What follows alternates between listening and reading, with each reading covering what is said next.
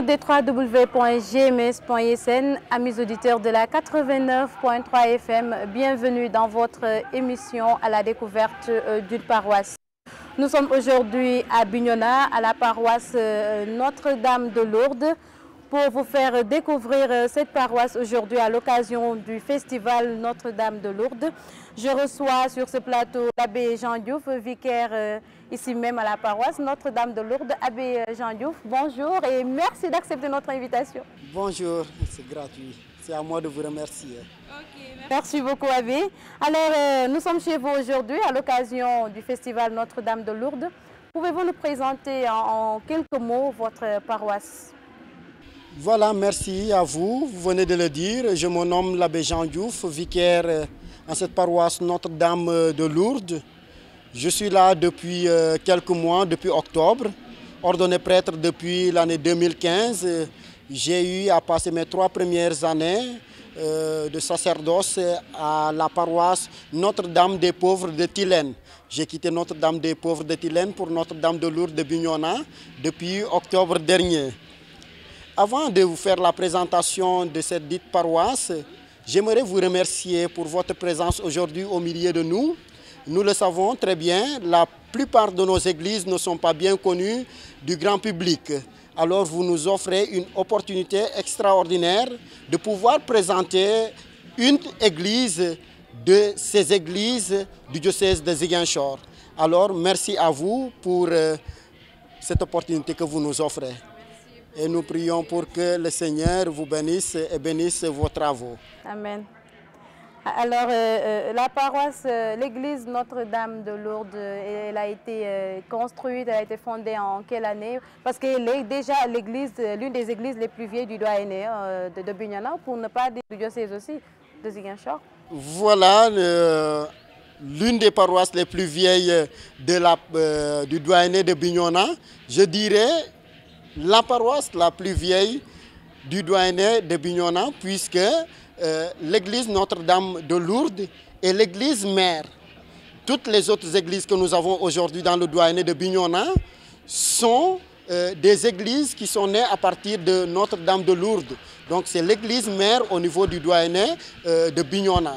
Cette église dont nous parlons, l'église Notre-Dame de Lourdes, a vu sa fondation en 1912. 1912, donc c'est déjà une église centenaire. Nous avons fêté les 100 ans de cette église en 2012. Il faut le rappeler, c'est en novembre 1910 que Monseigneur Jalabert fonde la mission du Fogny.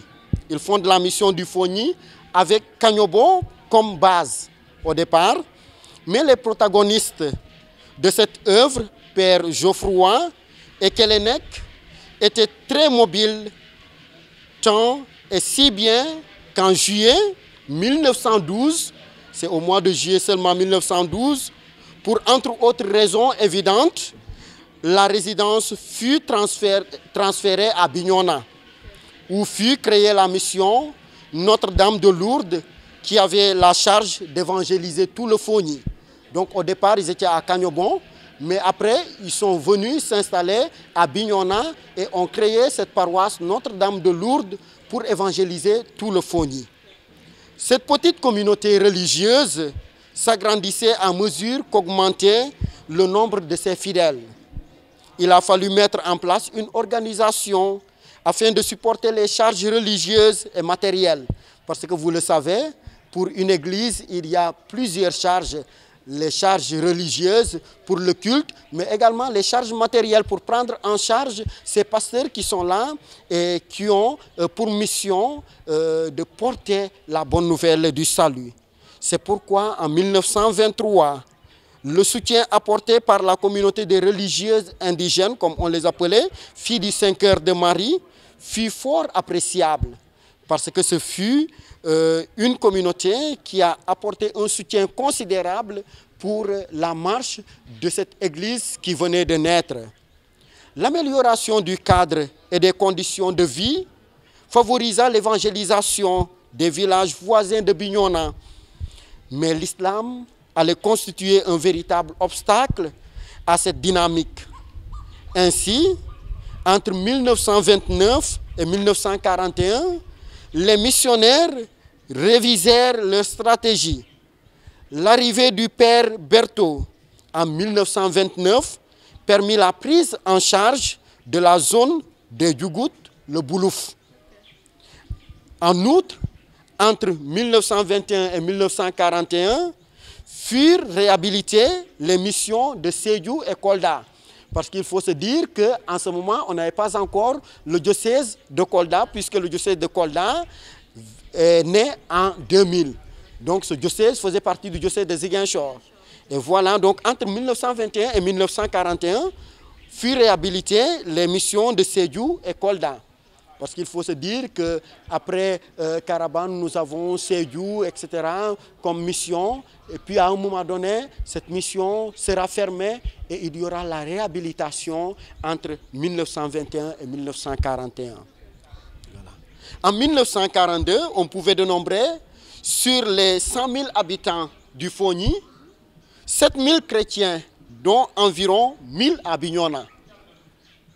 Et quand on parle de 1942, compter 7 000 chrétiens, dont 1 000 à Bignona, cela veut dire que vous mesurez là la grandeur, l'impact qu'il y a eu par rapport à cette évangélisation. Voilà, tout cela sera couronné par l'ordination sacerdotale de l'abbé Laurent Sagna en 1943. Se déroule dans ce contexte de balbutiement religieux. On est en train de se chercher. Mais ça sera un grand bonheur pour la population d'avoir un prêtre originaire des lieux. En vérité, la santé fragile des missionnaires européens avait fini par esseler le père Weiss au point qu'on fit appel au jeune père alsacien Joseph Goetz, qui a beaucoup travaillé dans cette mission de Bignona. Le père Goetz va venir pour redynamiser cette communauté qui venait de naître, mais il faut signaler par la même occasion que le père Goetz sera le dernier des pères qui vont diriger cette communauté, puisque après le père Goetz vont prendre le relais maintenant des prêtres autochtones, des prêtres africains, tels que le père Pierre Diédiou, l'abbé Pierre Diédiou, comme premier curé de cette paroisse en tant que prêtre africain, prêtre autochtone. Un prêtre à qui on rend un vibrant hommage, à qui on dit vraiment merci pour tout ce qu'il a fait pour cette paroisse de Bignona, qui en son temps était une très grande paroisse. Je me demande comment ils ont pu vivre dans cette grande paroisse au moment où nous, aujourd'hui, la paroisse de Bignona a donné naissance à 9 autres églises. Nous, on a du mal à boucler notre zone. Je me demande comment ils se sont débrouillés pour ce travail. Alors, nous disons merci à ce père, l'abbé Pierre Diédiou. Voilà, et que nous disons en même temps que la terre lui soit légère, parce que vous n'êtes pas sans savoir que l'abbé Pierre Diédiou nous a quittés depuis l'année dernière. Alors nous portons ce prêtre dans nos cœurs, nous le portons dans nos prières afin que le Seigneur l'accueille dans son paradis. La prise en main par Monseigneur Dotz de la préfecture apostolique de Ziguinchor permit 2 innovations majeures. L'ouverture d'écoles de brousse et l'implantation d'une mission à Elana, dirigée par les abbés Boussan et Laurent Sagna. Laurent, prêtre autochtone, qui eurent en charge la zone des Djougout, allégeant du coup le fardeau de la mission de Bignona. Je vous parlais tout à l'heure de ce fardeau. Et donc, la création d'Elana comme première paroisse qui vient après Notre-Dame de Lourdes sera au moins un poids de moins, un soulagement. Donc une épine a été arrachée et donc le travail devient plus facile pour ceux qui sont là. Devenu vicaire apostolique de Ziguinchor le 30 juin 1952, Monseigneur Prosper Dotz. On est toujours avant l'indépendance, hein? On est toujours avant l'indépendance. Nous allons arriver à l'indépendance, mais là nous sommes encore avant l'indépendance. Donc, Monseigneur Prosper Dotz favorise l'installation des sœurs de la présentation de Marie à Bignona, puis passe le témoin en 1955 à l'abbé Augustin Sagna, deuxième prêtre de Bignona en 1950. Le collège René Coly, du nom des premiers catéchistes, fut ouvert en 1964 avec les frères canadiens du Sacré-Cœur. Alors petit à petit vont se mettre en place beaucoup de structures. Vous avez l'arrivée des sœurs de la présentation de Marie, vous avez l'arrivée des frères canadiens du Sacré-Cœur qui vont mettre en place le collège René Coly qui porte le prénom d'un catéchiste qui s'appelait René Coly. Alors ce collège porte le prénom et le nom de ce catéchiste qui a beaucoup travaillé pour cette paroisse de Bignona à telle enseigne que l'Église a voulu immortaliser cet homme en donnant son nom à une école qu'on appelle aujourd'hui le collège René Coly, qui est bien connu. Et qui est bien connu de par sa fanfare aussi. Hein? Exactement. Voilà une fanfare encore qui fait des prouesses au niveau de notre département, au niveau de la région de Ziguinchor. On connaît bien la fanfare du collège René Coly. Voilà les efforts déployés par les premiers missionnaires à Bignona sont perceptibles entre 1956 et 1970 avec l'ordination de 7 abbés originaires de ce diocèse et le sacre de Monseigneur Augustin Sagna le 15 janvier 1967. Cette nouvelle donne rendit indispensable l'arrivée d'autres missionnaires pour faire face à la demande croissante des fidèles et l'ouverture en 1956 d'une troisième mission à Balandine. De Notre-Dame de Lourdes, nous passons à Elana et après Elana, nous avons la paroisse de Balandine. Quant à Djouloulou, l'affectation du père Guéret en 1964 n'y a pas eu d'impact durable. C'est donc avec les pères et les catéchistes de Bignona que firent évangéliser les populations de cette zone entre 1965 et 1966. Cette dernière année vit l'érection de Djouloulou en mission au mois de novembre. Donc Djouloulou va naître en 1966. On va commencer. Il y a eu des tentatives à partir de 1964, mais il faut savoir que nous sommes dans une zone qui est ancrée dans ses traditions, dans sa religion ancestrale. Alors du coup, nous avons du mal à mettre en place une mission. Et c'est un travail qui va durer des années, depuis 1964, pour arriver en 1966 à mettre en place une mission, celle de Djouloulou.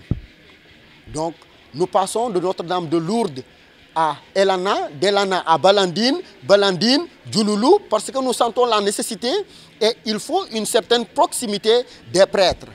Voilà, il faut maintenant, petit à petit, décentraliser, comme nous le disons très souvent. L'indépendance du Sénégal, vous en parliez tout à l'heure, l'indépendance du Sénégal est marquée au sein de l'église de Bignona par des mutations intéressantes. D'abord, le développement par les pères de ce diocèse de la pastorale des œuvres sociales et de l'éducation. Les pères ont vite compris qu'il fallait du social. Il fallait aider ces populations qui étaient dans le besoin.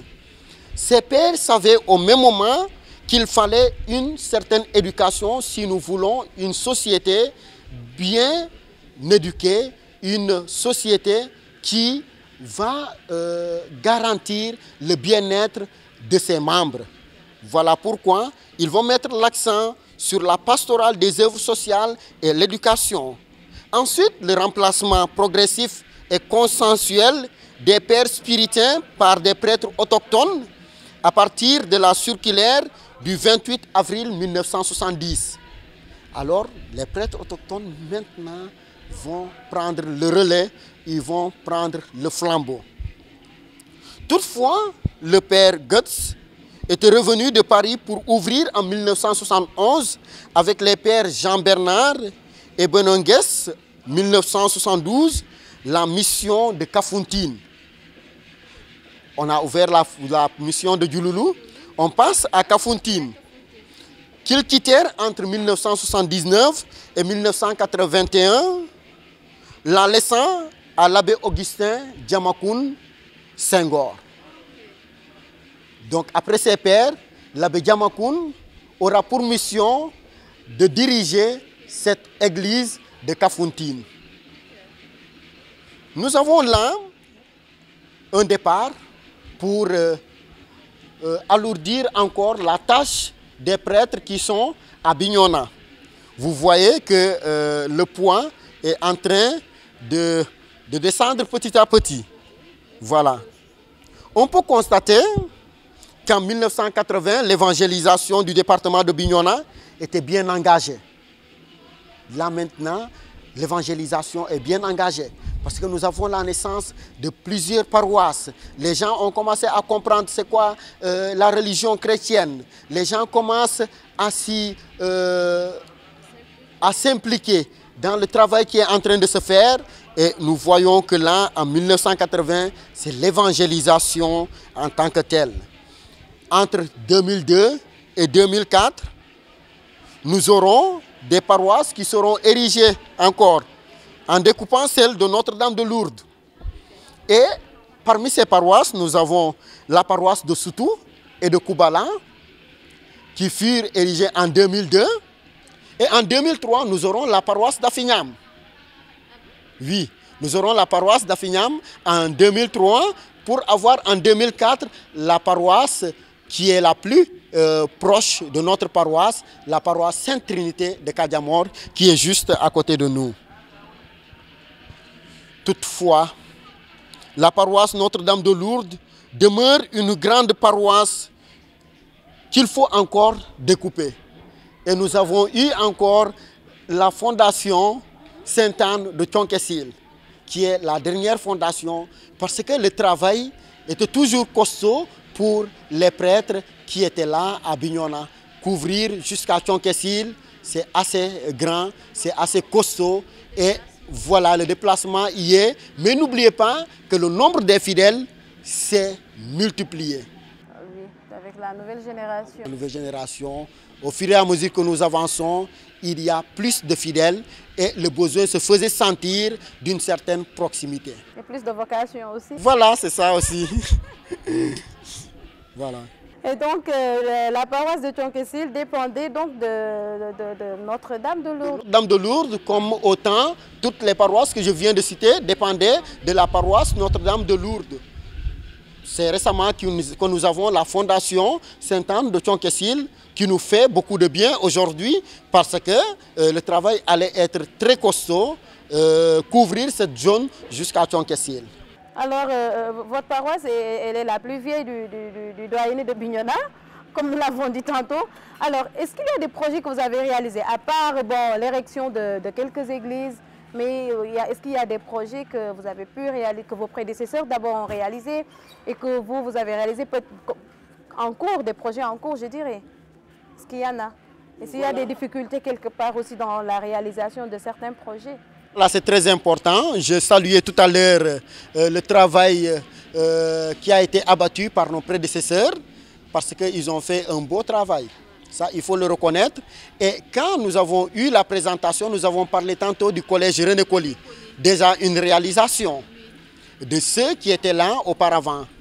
Parce que, soucieux de l'éducation de cette jeunesse, nous avons, entre autres, également une réalisation du foyer des jeunes, le foyer catholique, qui aujourd'hui est un domaine d'épanouissement pour les jeunes, mais également source de revenus, parce que nous avions parlé dans notre présentation de cette prise en charge, de cette question matérielle.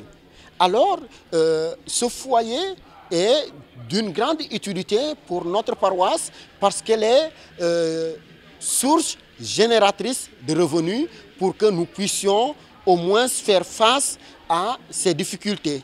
Parce que pour aller dire la messe, tu n'as pas de carburant, ça devient très compliqué. Voilà, les hosties, le vin de messe, voilà. Donc, il y a ces projets qui ont été réalisés par nos prédécesseurs. Il y a eu des difficultés à un moment donné puisqu'il y a eu dans le passé la fermeture même du collège René Coly, parce que financièrement, c'était devenu très difficile pour la paroisse, puisque, il faut le dire, la plupart de nos collèges, la plupart de nos écoles sont dans le social. Ce qui fait que souvent, à un moment donné, quand on n'a pas les moyens qu'il faut, on a du mal à faire dérouler toutes nos activités au niveau de ces établissements. Les pères avaient les moyens, ils sont partis. Ce sont des autochtones qui ont pris le relais avec le peu de moyens qu'ils avaient. Exactement, il fallait continuer dans le social. Il ne fallait pas une rupture tout d'un coup. Il fallait partir progressivement en faisant comprendre aux gens que c'est à eux de prendre en charge leur église. Nous également, depuis notre arrivée, vous l'avez compris tout à l'heure, notre équipe, autant pour moi, est une nouvelle équipe. Tous les trois, nous venons d'arriver en octobre. Nous avons trouvé que nos prédécesseurs étaient déjà dans un certain travail, un travail que nous saluons, et nous continuons sur cette lancée. Il y a eu des projets qui ont été réalisés, d'autres qui sont en cours de réalisation. Et entre autres projets, nous voulons surtout aider les populations à se prendre en charge. Nous avons des domaines, les terrains que nous voulons mettre en valeur en ayant des jardins pour que les gens puissent investir, puissent s'investir également pour que leur communauté puisse au moins se prendre en charge. Voilà. Alors, le prétexte de notre visite aujourd'hui, c'est le festival de la paroisse, un festival vraiment connu aujourd'hui, et vous êtes à votre 7e édition. Mais en quoi ce festival est-il important? Est-ce qu'il a un impact dans la vie de la paroisse? Merci d'avoir évoqué cette question, qui est une question très importante.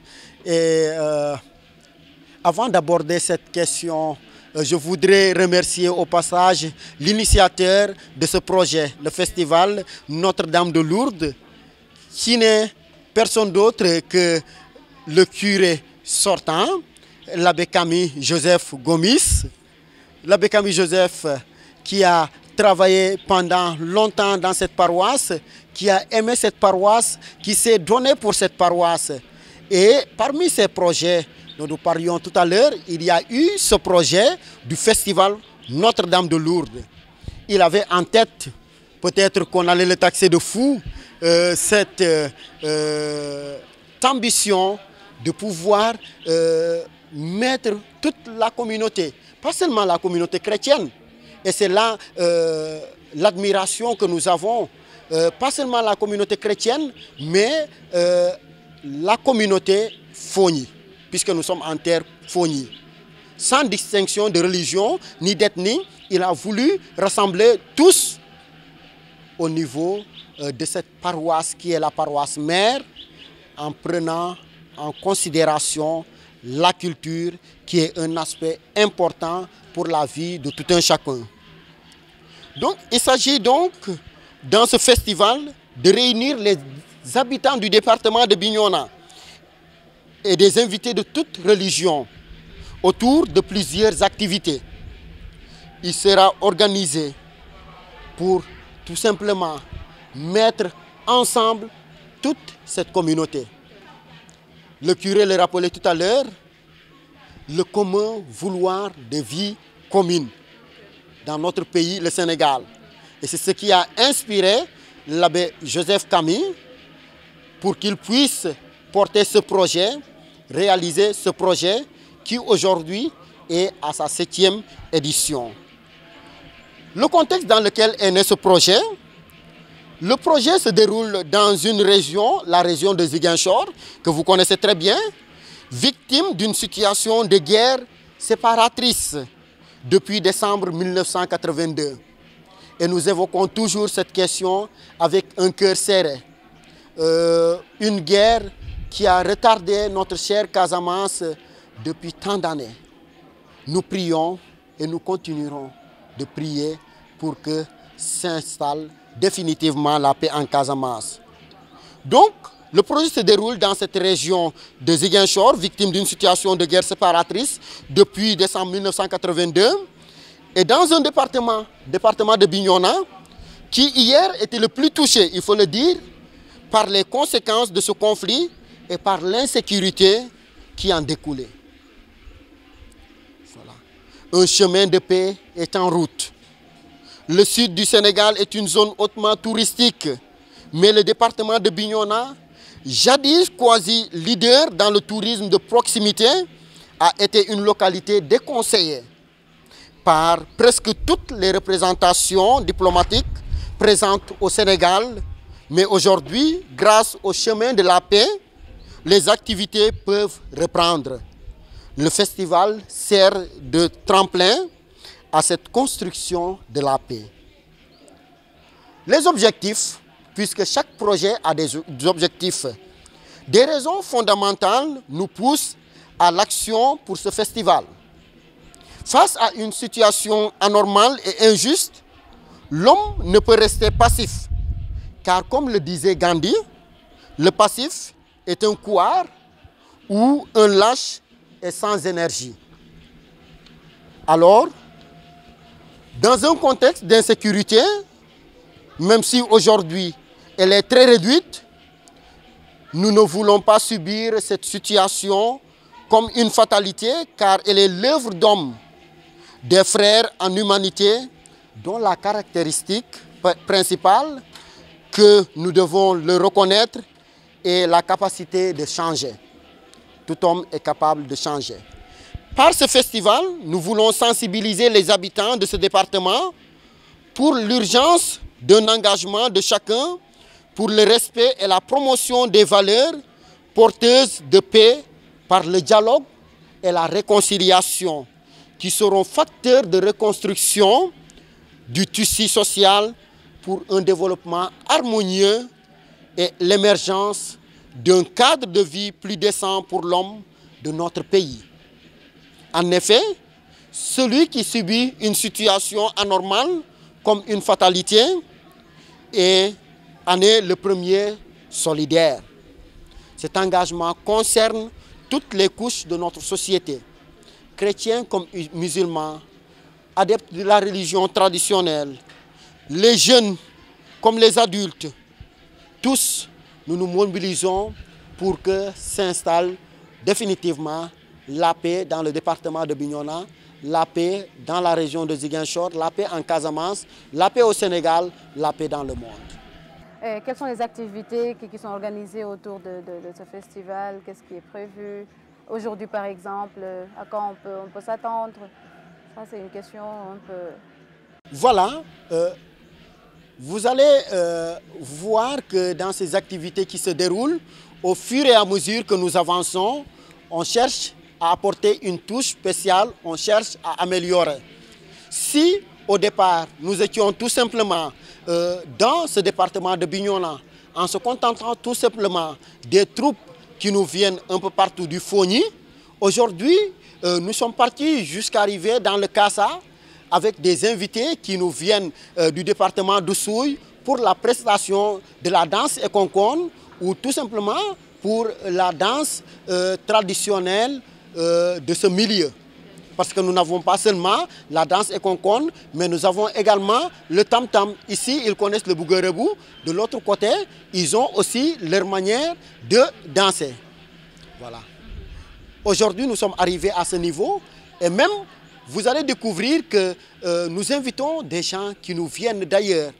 Et je me rappelle qu'une année, nous avions une délégation qui était sortie de Foundiougne. Nous invitons des Sérères qui viennent faire des prestations. Voilà, exactement, vous le savez très bien, qui sont venus pour des prestations.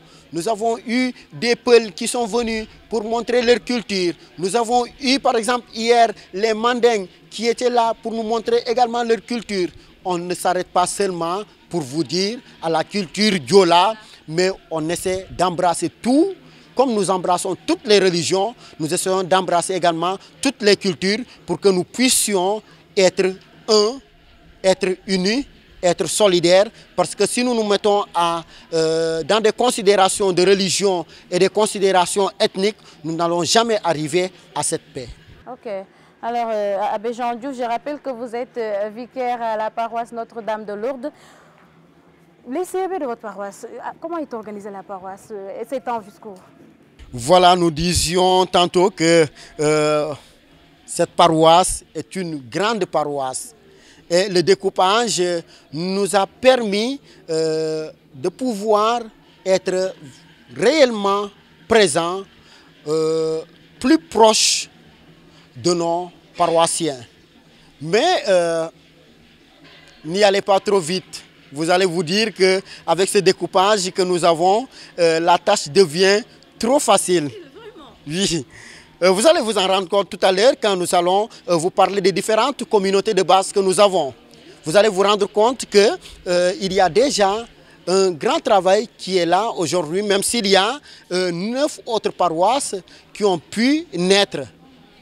Parce qu'au niveau de notre paroisse Notre-Dame de Lourdes, nous avons 3 communautés ecclésiales de base, 3 CEB, qui sont au niveau de la ville.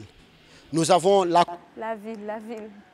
On est à Bignona. On est à Bignona. Il y a des villages qui sont alentour de Bignona. Et quand nous parlons de Bignona-Ville, nous parlons de ces communautés qui sont au centre de Bignona. Et entre autres, nous avons la communauté de Bassène, nous avons la communauté de Manguiline et nous avons la communauté de Médina Plateau. 3 grandes communautés. Et nous allons rappeler que la communauté de Médina Plateau a 3 sous-secteurs, disons. Cela veut dire que Médina Plateau est constitué des HLM, de Médina Plateau et de Tangori 2. Donc nous avons 3 grandes communautés au niveau de la ville. Et nous avons des villages à servir. Ces villages, nous avons le premier secteur qui est constitué du village de Boutolet, Bindago, Piran. 3 villages. Secteur 2, constitué de villages, nous avons Djourou, nous avons Koutengor. Nous sommes déjà à 5 villages. Nous avons le secteur 3, nous avons Djiwa, nous avons Mandouer et nous avons Tangori 1. Nous sommes déjà à 8 villages. Nous avons le 4e secteur, nous n'avons pas fini. Nous avons le 4e secteur, c'est le secteur de Djabir Mampalago. Donc, en dehors des 3 grandes communautés que nous avons ici, 3 grandes communautés, je dis, nous avons 10 villages à parcourir. Et comment vous faites pour dire la messe dans ces villages? Comment vous vous organisez? Il y a toute une organisation qui est là, mais nous ne pouvons pas satisfaire tous les villages, tous les dimanches. Voilà, nous sommes 3 prêtres, je le rappelle. Le curé, l'abbé Jean-Bernard Manga, l'abbé René-Pierre Colli comme premier vicaire et moi-même, l'abbé Jean Diouf, comme 2e vicaire. Et j'aime bien rire en disant le dernier vicaire, juste pour rire. Voilà, nous nous organisons, autant pour moi, de telle sorte que nous puissions au moins satisfaire cette communauté en question de culte, en question de messe, mais également en question de proximité. D'où la nécessité des visites pour porter la communion non seulement aux malades, visiter les autres malades qui ne peuvent pas accéder à ce sacrement de l'Eucharistie et dire bonjour en même temps aux autres paroissiens qui ont besoin du soutien du prêtre. Alors c'est un grand travail qui est là, mais nous avons à remercier la présence des communautés religieuses qui nous aident sincèrement dans ce travail que nous abattons au niveau de cette paroisse, parce qu'à nous 3, le travail est trop dur pour nous 3. Surtout que le curé il a pris un peu d'âge. Voilà, il n'est pas de 2000, il n'est pas de 98, voilà, donc il a déjà des années de sacerdoce, il est déjà avancé un peu en âge. Alors aujourd'hui, nous avons 2 jeunes au niveau de la paroisse, l'abbé René-Pierre Colli, ordonné en 2014, et moi-même ordonné en 2015, qui essayons, voilà, de donner un peu de nous-mêmes, de notre temps, de notre jeunesse, pour que nous puissions au moins porter encore cette communauté. En parlant de jeunesse, est-ce que la jeunesse catholique de Bignona est quand même engagée? Est-ce qu'elle est impliquée dans la vie pastorale, dans l'organisation de l'Église? C'est une question très importante, la question de la jeunesse aujourd'hui dans notre Église. Et nous remarquons avec beaucoup d'amertume que dans nos églises, au fur et à mesure que nous avançons, la détermination, l'engagement que nous avions de cette jeunesse est en train de battre des ailes aujourd'hui. Et ce n'est pas pour Notre-Dame de Lourdes seulement. Je tiens à remercier cette jeunesse de Notre-Dame de Lourdes quand je vois tout l'amour qu'ils déploient dans le travail qu'ils font pour cette paroisse. Mais je suis encore dans ma soif de voir un plus grand nombre de jeunes s'engager dans cette église parce que tout simplement, je sais qu'ils sont très nombreux dans cette communauté, mais peu répondent aux invitations, peu viennent pour donner leur temps à cette église. Alors, c'est le moment, c'est l'occasion pour nous de lancer un appel à tous les jeunes de toutes les paroisses, de notre diocèse et des autres diocèses, pour que nous puissions ensemble construire notre église, parce que l'église d'aujourd'hui, c'est nous, jeunes, qui devons la construire et préparer l'église de demain à nos petits frères et petites sœurs qui vont bientôt arriver. En tout cas, un grand merci à cette jeunesse, je le disais tout à l'heure, quand je vois l'énergie, quand je vois l'amour, quand je vois leur détermination pour notre église, qu'ils aiment bien, une église qu'ils aiment bien. Je suis content, mais en même temps, je les appelle, je les encourage à aller de l'avant, à plus s'engager pour le bien de tous. Ok. Et en parlant d'engagement, est-ce que l'actualité oblige, hein? Donc les élections présidentielles qui pointent à l'horizon, on sait que ça risque d'être un peu compliqué parce que déjà, il commence à y avoir des affrontements par-ci par-là.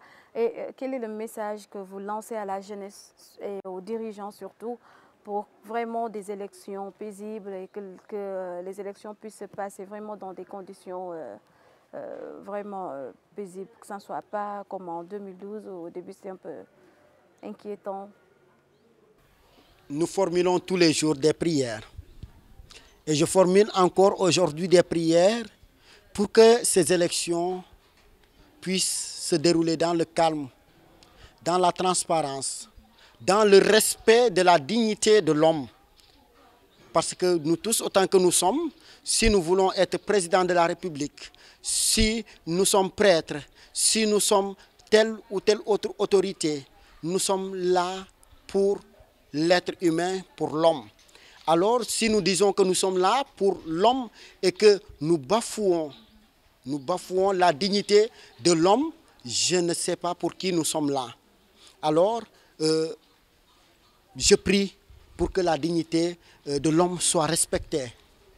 Et en formulant ces prières pour de bonnes élections, je prie en même temps à tout un chacun de prendre toute sa responsabilité.